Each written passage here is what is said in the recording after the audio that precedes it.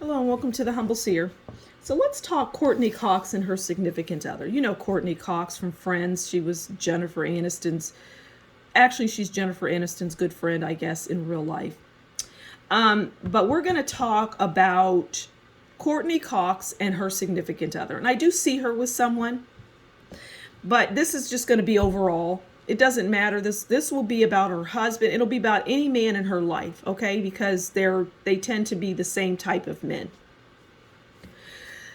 So we're going to pull a card on first the overall, and then we're going to pull a card on how Courtney views that person, her significant other, and then how they view her. So this is the overall relationship. This is how Courtney views them. And this is how they view Courtney. I'm hearing that people think that the men she gets with are goofy, but really they're quite intelligent. Okay, what's the overall for a relationship with Courtney? Okay, so we have the Four of Swords.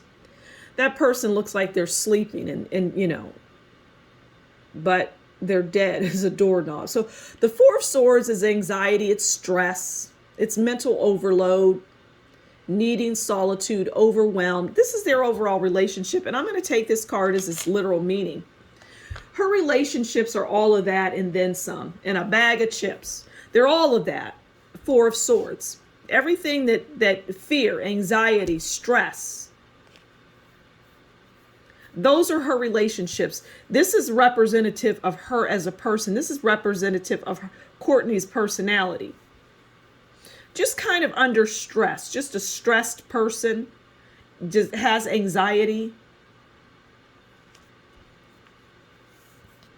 All right, this is how she views them. Eight of Wands.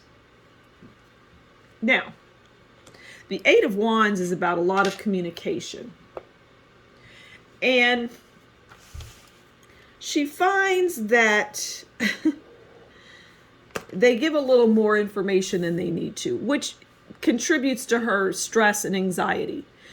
These men that come into her life, which are cookie cutter, right? They're all the same. They talk too much.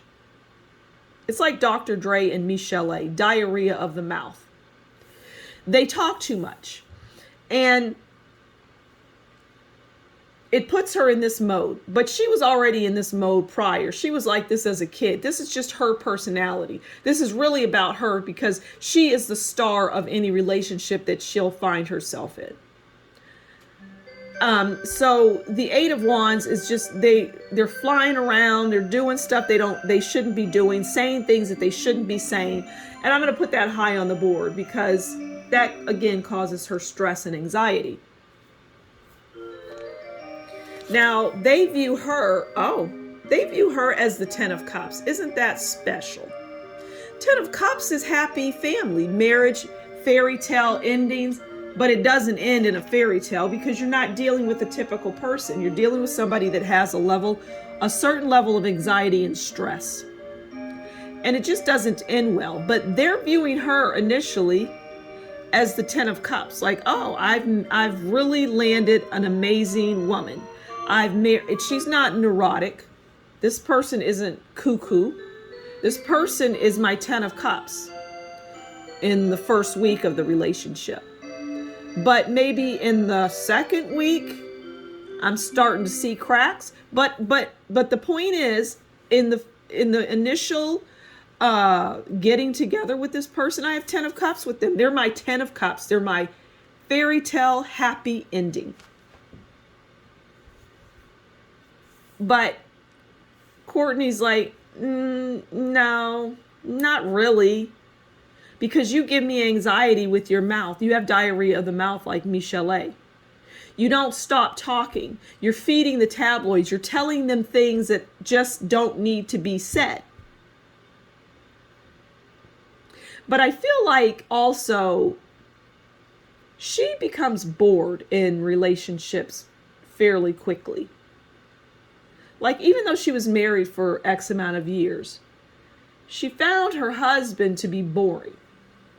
But I find that when somebody finds their significant other boring, it's really them. It's a projection. They're the ones that are boring. It's just like that with anything. You're cheating. Oh, you're projecting. You are a mess. You're projecting. So at any rate, it's interesting. It's an interesting relationship. Not a whole lot going on.